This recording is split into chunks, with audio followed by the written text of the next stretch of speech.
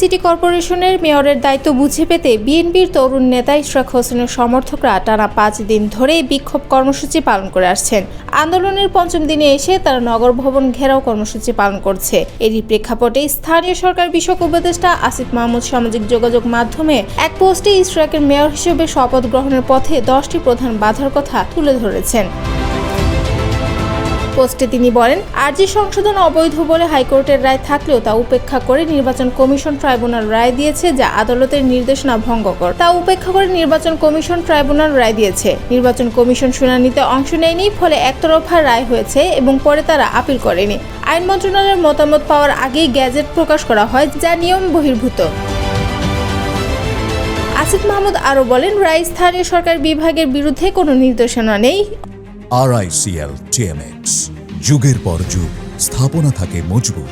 অথচ তারা বিষয়টি কেন্দ্রবিন্দুতে।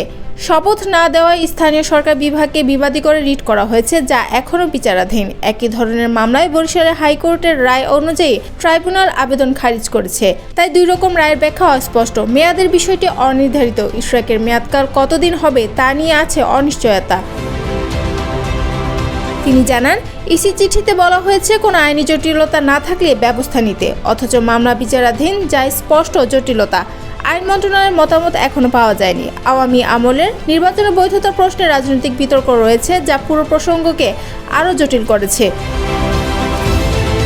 আসিফ মাহমুদ বলেন, উচ্চ আদালতে বিচারাধীন এবং উপরোল্লেখিত জটিলতা নিরসন না করা পর্যন্ত শপথ গ্রহণ করা সম্ভব নয়। যথাযথ প্রক্রিয়া অনুসরণ না করে বরং গায়ের জোরে আদায় করার উদ্দেশ্যে নগর ভবন বন্ধ করে মহানগর বিএনপি এই আন্দোলন চালাচ্ছে। ফলে সিটি কর্পোরেশনের দৈনন্দিন কাজ ব্যাহত হওয়া সহ জনদুর্ভোগ সৃষ্টি হয়েছে।